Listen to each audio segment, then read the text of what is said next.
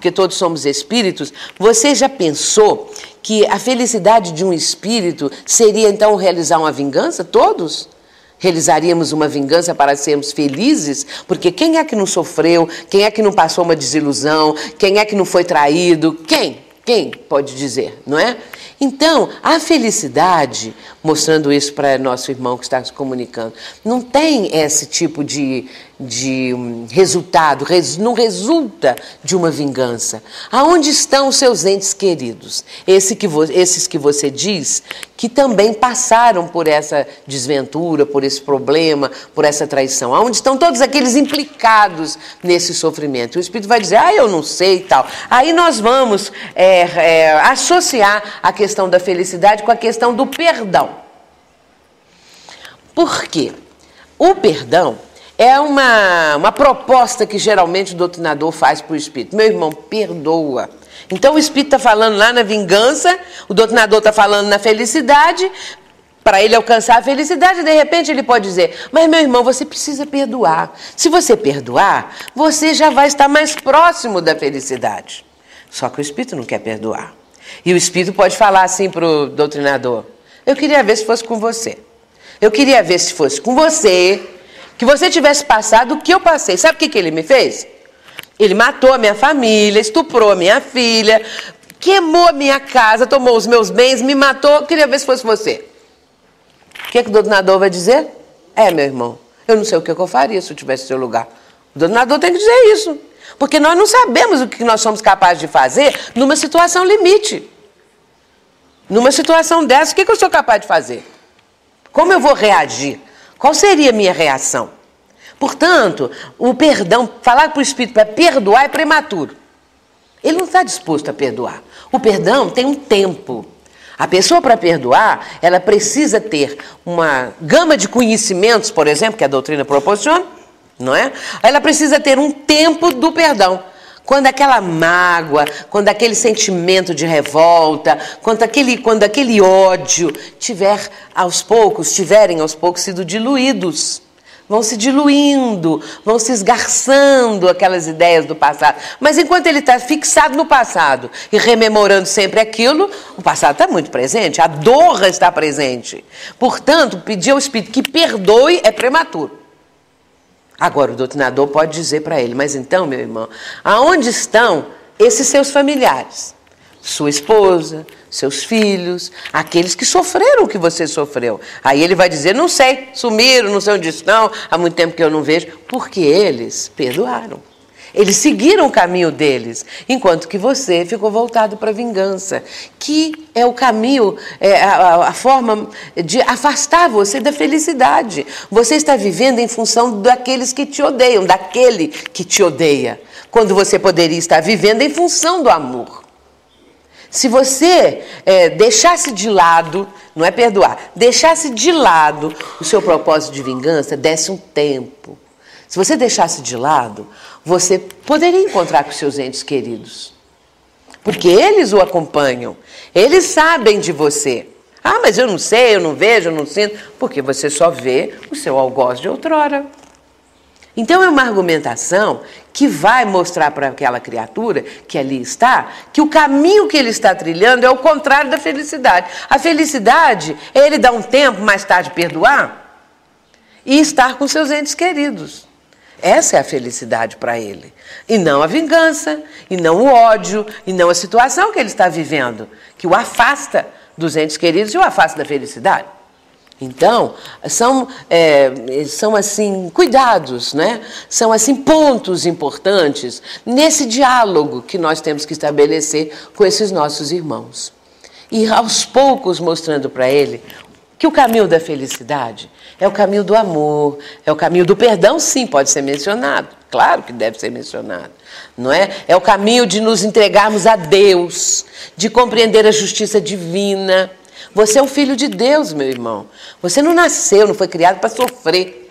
O sofrimento é uma opção nossa. Então, são todos esses argumentos que o doutrinador pode ir apresentando. E também a questão de converter. O espírito não precisa se tornar espírita, viu, gente? O doutrinador não tem que fazer o espírito virar espírita. Porque também tem doutrinador que fala assim, mas meu irmão, porque o espiritismo é ciência, filosofia, religião e não sei o que, os pontos da doutrina. E não tem necessidade de falar isso. Não é uma aula de doutrina espírita.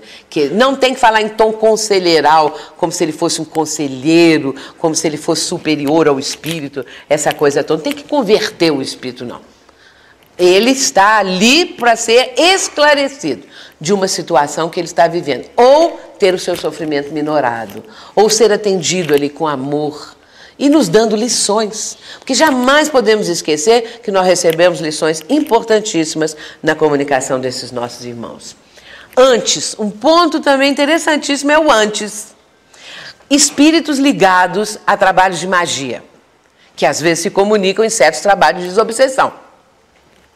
Aí o espírito às vezes vem, não é?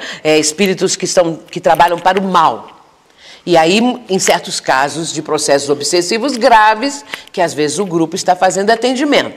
Nesse caso, é importante, quando o doutrinador está conversando, porque o espírito vem e falando, não adianta, porque nós fizemos um trabalho que está muito bem amarrado, e esse trabalho vocês não vão conseguir desmanchar, vocês não têm força para isso. Eles ficam logo falando essas coisas com o grupo, né? Vocês não têm força, vocês não têm condição, nós fizemos um trabalho muito perfeito, mais isso, mais aquilo, vai falando algumas coisas, não é? Então esse espírito, às vezes, está também tão voltado para o mal, que o doutrinador pode falar com ele assim, mas meu irmão, vou te fazer uma pergunta. Antes de você fazer esses tipos de trabalho, como que era a sua vida? Antes você não era assim. O antes é importante porque sempre teve um antes. Antes dele começar, teve alguma coisa. Aconteceu alguma coisa. Seja no plano terreno, aqui enquanto encarnado, e geralmente é no plano encarnado, ou depois no plano espiritual. Mas teve um antes. Porque ninguém nasceu fazendo trabalho assim. Não é? Um momento antes ele começou. Alguma coisa aconteceu. E ele vai dizer, não quero lembrar. Eu não quero lembrar disso. Foi exatamente o que o fez chegar a esse ponto. Portanto, o antes também é uma abordagem boa, quando o doutrinador está vendo que a coisa está difícil. E aí ele pode falar. Porque isso tudo que eu estou falando aqui, gente, não é uma receita. Não é? Eu estou dizendo abordagens. Cada pessoa vai sentir, aquele que está dialogando com o espírito comunicante, qual seria a melhor forma de atender aquela criatura. São ideias que nós estamos apresentando.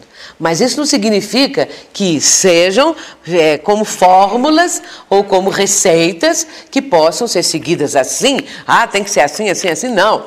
São ideias que cada um vai usar de uma maneira, de outra, em um dado momento. Também a espiritualidade está ali ajudando aquele doutrinador, aquela criatura que está com tanta boa vontade, atendendo ao irmão comunicante. Ele vai ter aquela inspiração, aquela ajuda do plano espiritual, porque ele está nessa sintonia.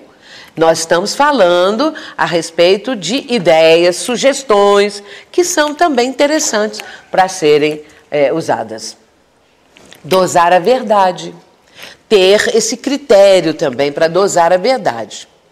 Esse cuidado é da maior importância, especialmente no caso quando o espírito chega, não sabe que morreu, não sabe o que aconteceu, porque às vezes isso acontece na reunião.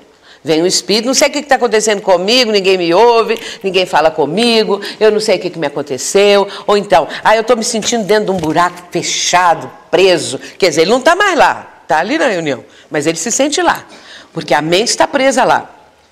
Tem uma coisa horrível aqui, com um cheiro muito ruim, eu estou aqui abafado. Aí ele fala aquilo, naquele sofrimento, naquela coisa toda. Quer dizer, ele já saiu de lá, mas ele pensa que ainda está.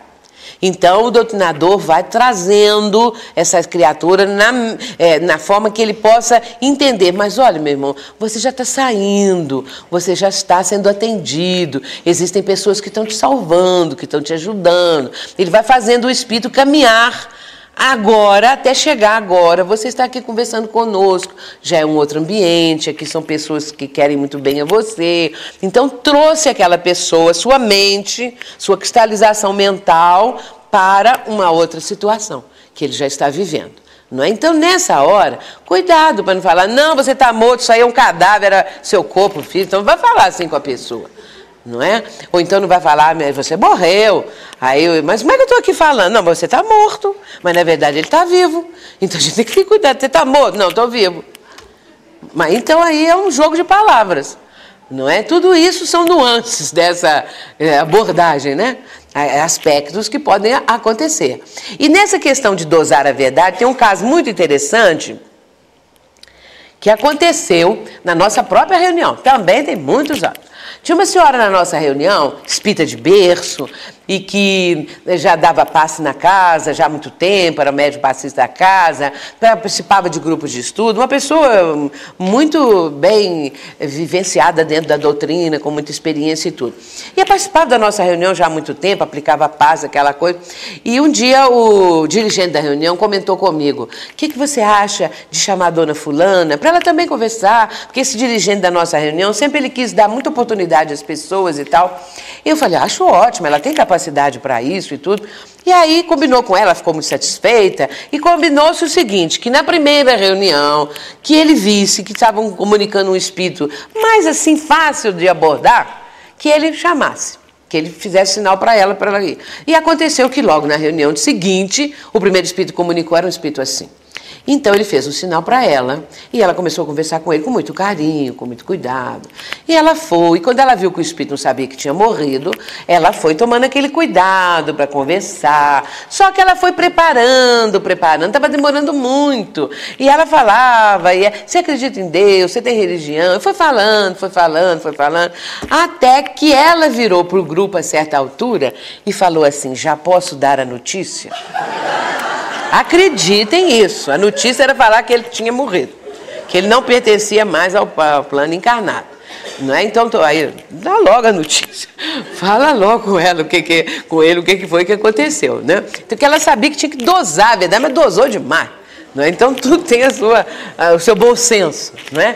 E aliviar sofrimento é aquele momento em que o espírito chega, igual um espírito, por exemplo, que ateou fogo às vestes. Então está naquela situação, aquela consumição, aquela coisa terrível, né? Ainda achando que está com as vestes, que ainda está sentindo aquele fogo, suicidou assim, né? Que jogou álcool, botou fogo em si mesmo. Então é uma coisa terrível. Então aliviar esse sofrimento. E aí é o passe, que vai a uma pessoa da reunião, que é geralmente aqueles médios que a gente chama médios de sustentação, aquelas pessoas que ficam na sustentação, que tem um trabalho muito importante, porque fornecem energias, fornecem fluidos necessários para a formação dos quadros fluídicos que o espírito muitas vezes vê. Então eles ajudam muito. Então chama uma dessas pessoas para aplicar, aplica no médico e o espírito recebe.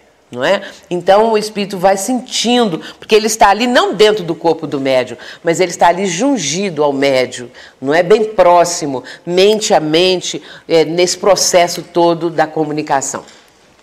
Muito bem, então, esse alívio do sofrimento é muito importante, não é? Vai dizendo aos poucos para ele, você não está mais lá, você está sendo atendido, aqui tem médicos que o estão atendendo, enfermeiros, e Jesus, não é? Que é o médico das almas, essas coisas todas. E por último, nós temos a questão da mãe, né? Ter cuidado de citar a mãe, que nem toda mãe teve um carinho com o filho, um cuidado, essa coisa toda. Então, meus irmãos, nós vimos aí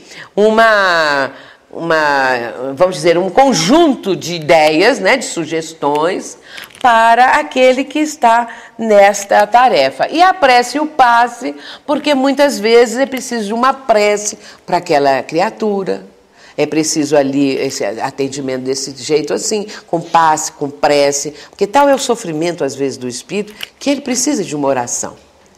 E o doutrinador vai sentir isso e vai proferir algumas palavras, né? Nos livros de André Luiz nós vamos encontrar várias vezes, no livro de Manuel Filomeno de Miranda, processos de doutrinação. Só que ali, aquelas doutrinações, claro que é uma apresentação literária, Porque o doutrinador, ele vai falar de uma forma coloquial, que é diferente, a conversa, né? E não aquela abordagem, porque ali é uma apresentação de uma forma literária da conversa do espírito que ali está, às vezes Manuel Filomeno, às vezes Petitinga, que trabalha sempre com Manuel Filomeno de Miranda. Então, quem não leu deve ler essas obras, porque vai trazer uma contribuição muito importante. Então, Vozes do Grande Além, na parte final, tem uma mensagem do espírito Efigênio Vitor, cujo título é No Trato com os Sofredores, que todos os doutrinadores e integrantes de grupos mediúnicos devem ler, porque aqui ele aconselha